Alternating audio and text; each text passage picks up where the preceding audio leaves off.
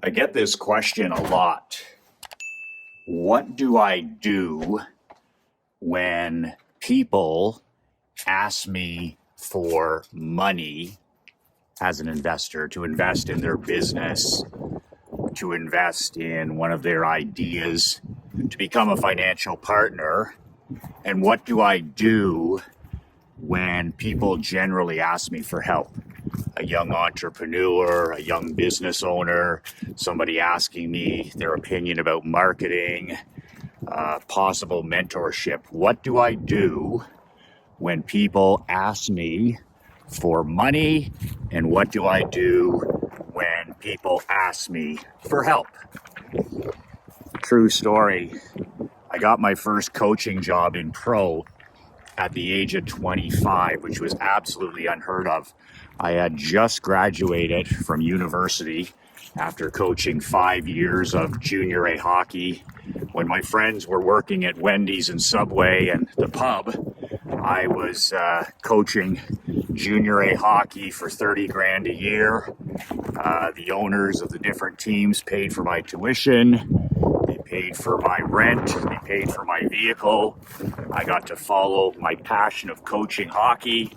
And it also was an apprenticeship for 4 or 5 years so that I was ready to take the leap into professional coaching the day that I graduated from university. I have 2 degrees, one in psychology and the other in physical science, because if it didn't work out, I was planning on being a phys ed teacher, gym teacher. So if hockey didn't work out, I would find another way to be in sports. How did I get my first job at age 25? When I was competing with other former NHL players, guys that had played in the NHL. I'd never played in the NHL. I'd never played higher than junior hockey. And here I am trying to compete for a job against guys that played pro for 10, 15, 20 years. So what I did, I remember that summer before I got first hired, we went through the interview process, about 5 different interviews. I knew there was about 5 of us that were up for the job, and I knew who they were. There's no secrets in sports or business, small circles. And I decided to do everything I could to separate myself from the other candidates. I wasn't an NHL former player. I didn't have those connections. So I literally had to prove to the ownership group that I was the only choice. So how did I do that? I did it through marketing myself, through earning, standing out, through asking. So I started sending a weekly FedEx package to the owners. I did this over about 5 weeks, where the 2 owners, they were brothers of a massive construction company, and every week they would get a big FedEx package from Yours Relentless. And in that package was, I'd cut out articles, I would cut out coaching articles, I wrote an entire mission statement for the team and the franchise. I sent them a package of what I'd be giving to the players, our goals, our objectives, our community involvement, how I could help with the marketing of the team. And I just sold every single week. Like, what's in it for them? What's in it for them to hire me?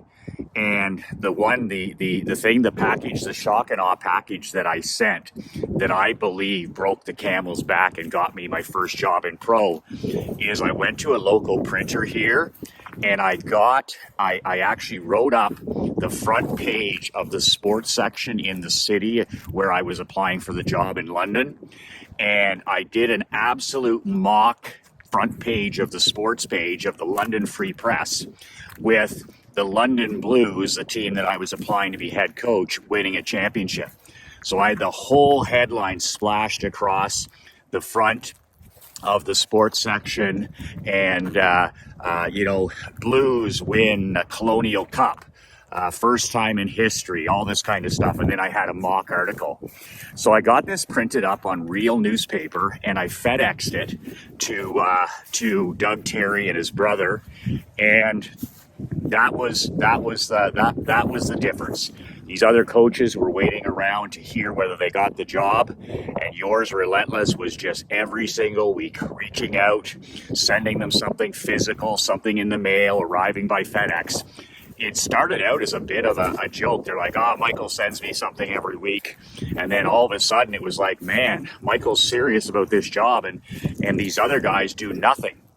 So when they got this final article, the front page of the newspaper, the fake article I put together, that just mentally put that picture in their head of winning a championship. You know, London Blues win first Colonial Cup in history. And those guys, they visualized it, they could see it. And I'll never forget, I got the phone call about 3 days later that I indeed had been hired as the first coach of the London Blues professional hockey team. I was 25 years old. They asked me, they said, I'm going to fax you over a contract in the next 24 hours. We need you in London within 48 hours for a press conference. And the rest was history. The power of separating yourself through unique communications. Which brings me to answering the question, what do I do when people ask me for money to invest in their company, or what do I do when people ask me for help? I think the most shocking thing of this is I've been in business for 31 years in our small community. I've won every single business and marketing award under the sun, nationally, provincially, in my own community, Chamber of Commerce, GKIC, you name it. And I can count on 3 fingers. The number of people that have asked me for help in direct response marketing, advertising, or promotion. 3. And it reminds me of the story Dan Kennedy told me when we had dinner last month. He said, Michael, in his 50 years as one of the top copywriters and marketing wizards of our time, he had one unpaid assistant and mentor in all those years. He had one young person, I believe it was a girl, who wrote him a long letter years ago and said, Dan, I'll work for you for free for a year. I just want to learn direct response. I want to learn copywriting. She was in her early 20s. She had more time than money. She wanted to learn how to be a marketing consultant. And who did she, write the letter to? Probably the greatest, marketing consultant of our time. And because Dan never received letters from anybody else asking to learn the trade, especially an unpaid assistant or intern, he hired her immediately, and she worked for him for 14 months. And like all great mentors, he ended up paying her. Actually, she didn't have to work for free. She was so good at what she did. He ended up paying her, a small salary. And then she was so good at what she did, she had another job waiting for her after the 14 months. And he says now she's a very successful entrepreneur, businesswoman who runs her own consulting firm and has for decades. In all his years, 50 plus years as the top marketing consultant on the planet, he had one person approach him and ask him if they could, would mentor them for free, and they would work for free. And that just shows you the complete lack of ambition, the complete lack of courage, the complete lack of work ethic that we've been dealing with now for at least 30 years. In the hockey business and the football business and the basketball business, all of the college coaches, all of the NFL coaches have unpaid interns. Like Belichick's got unpaid interns. Saban has unpaid interns. A lot of these guys are former players and they don't know what to do with their lives. But nonetheless, they work for basically free. I mean, just a living wage, maybe. They live, 5 of them will live in an apartment and they'll put in 18-hour days. But the point is, you get to learn the game from a Bobby Knight. You get to learn the game from a Mike Krzyzewski. You get to learn the game from a Bill Belichick. You get to learn the game from a Bill Parcells. And then, you look at Belichick's guys. I mean, they're all head coaches in the NFL, or they've all been head coaches. They were high-paid coordinators, and eventually they become head coaches. So it's not like you're truly unpaid. You're just paying your dues. You're learning from the geniuses of our time. But in business, you don't see that ambition. You don't see that drive. You don't see that seeking out of a mentor. In 31 years in business in my small community, like I said, I had 3 people really just ask me questions about marketing, nothing else. I mean, I'm on TV, I'm on radio, I'm setting marketing records, I'm winning national awards, I'm 10xing my family business. Nobody asking me about how I did it. Nobody interested in what works. Nobody interested in how I did it. Nothing. Zero conversation. Deep as a puddle, I call it. And when it comes to asking for money as an investor, I mean, in this area, people know that I've run, 3 multi-million dollar successful companies. They know that I'm an investor in real estate. They know I'm a financial investor. They know I'm always on the lookout for something entrepreneurial to be involved in. And I have never in 31 years had any written offer, any written proposal, zero zilch. I've had proposals from mastermind members, of course, Michael, are you interested in getting involved in this? Here's the budget and kind of stuff like that. But those guys are top 1%ers, totally different game. But from the general public out here, I literally have had one. I had one girl. She was in her 40s and she had a concierge business, and she used to do my grocery shopping and she'd pick up my laundry and things back in the day when I was a single guy. And she came into my office one day and she asked if she could have, the old story, do you have 10 minutes? And this is way, way back in the day. And I booked her in, and she came in and she sat down, and she was the only person in 31 years that sat down and said, Michael, I'm starting up this new company. I would love to have you as an investor. And it was of all things, it was one of the worst businesses in the world, right? The restaurant business, the hospitality business. Like, as if I want to be in a business with 1 and 2% margins, as if I want to be in a business where there's no continuity or monthly cash flow. There's absolutely, I get sick to my stomach just thinking about being in the hospitality business. Nevertheless, she sat down and gave me the pitch, which was refreshing to see because I love entrepreneurs and the pitch. So she, at the end of it, and this is what I do for anybody that asks for advice or money, is I said, what books are you presently reading about the hospitality and restaurant business? What books? What 3 books are you reading right now? Complete silence. She wasn't reading any book. She hadn't read a single book. She hadn't studied a book. She hadn't read anything on marketing. She hadn't read a single book about other successful entrepreneurs or restaurant owners or pub owners. Nothing. Zero.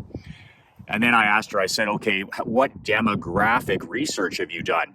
Like, you have a population here of 30,000 people. How many other competing restaurants? What's the average income per family? What's the demand for this type of restaurant?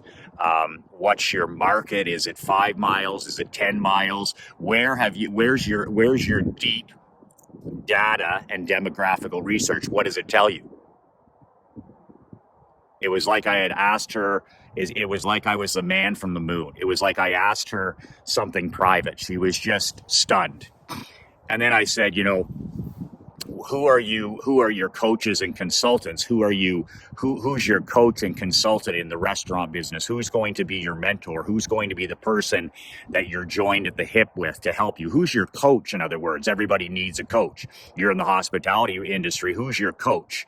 Like, who have you hired that has already done this at an elite level? They've already achieved this and they're still achieving it. Who's going to be that coach besides myself? Once again, crickets, stunned silence, never looked into, never thought about it. No data, no books read, no reports, no videos, zero study. I just want to open up a restaurant because I think it's a neat idea.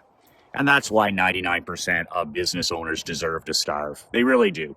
As harsh as that sounds, 2 out of 3 businesses don't make it through the first 2 years. And the reason being is the entrepreneurs never did any homework. They're not prepared. They're not serious students. So not only do I rarely get asked for money to be an investor, but when I do, I've never had a person that was remotely prepared that I would even take them seriously.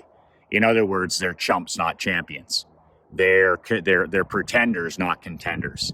They're full of shit, and they just want the money, and the money would be gone, and the business would be broke and bankrupt within 1 to 2 years. And they're not to be taken serious. They're unserious people. They're time vampires, they're energy vampires. And this is why I don't allow access to myself personally. I don't do texting. I don't do emailing. I don't do meetings. I don't have lunch with clients. I don't have dinner with clients. I don't go golfing with clients, because I want to vaccinate myself against these time vampires, these energy vampires. So that is how I handle anybody that would ask me for money. Not that there's been only the one case and it was an epic failure. They were so ill prepared. It's the same for anybody that's asking advice. I find that most of the people that ask, for example, like marketing advice, they could easily find the answer themselves by just Googling or going onto YouTube. But if you give people access to you by email, especially, or text, which I don't, you become their servant, right? In other words, you're not forcing them to think. If they have a question, boom, they email you. I feel sorry for any coach or consultant or business owner who gives access, email or text or phone access to your prospects, your clients, or your students or your patients, because you know what? You've just become their spittoon. If they have a brain fart, text you. If they have a brain fart, email you. There's no deep thinking. And I do the exact opposite, right? I want my men to think for themselves. I want them to think independently. If they have a question that they can't figure out themselves, they have to sit down and they have to fax it to me, or they have to mail it to me. And what does that require? That requires investment of time. That requires investment of deep thinking, and it requires effort. So that stops 99.9% of any nonsense or time-sucking or energy-sucking vampires. When I get a fax or I get a letter in the mail from a prospect or a client or a mastermind member or a newsletter subscriber with a question, these are serious, deep-level questions, because they've taken the time to communicate with me in an adult and serious way. Same with my monthly press conferences through my newsletter membership. My members have a chance to do a Q&A once a year, a live training. And the questions that I get through Leanne are excellent, mostly outstanding questions, because my men are communicating in a mature and adult format. They fax in their questions, they post them in the locker room, or they email Leanne. And that's the only way to do business as far as I'm concerned, especially in my own personal badass world. But that's how I deal with people that ask me for money. That's how I deal with people that ask me questions, is I make them think first, and 99% of the time they can figure that out for themselves. That's the way Leanne and Marc-Andre work. I mean, neither one worked like that when they began, but all of a sudden when you make people think for themselves, where they can't constantly be texting you and emailing you, all of a sudden problems get solved. Like I remember, I see it all the time where, something that was a question in the morning has been solved by one of them by early afternoon, because I'm not there to answer every single question. And it puts responsibility back onto the team member. They have to figure out things for themselves, not critical things, not financial things, not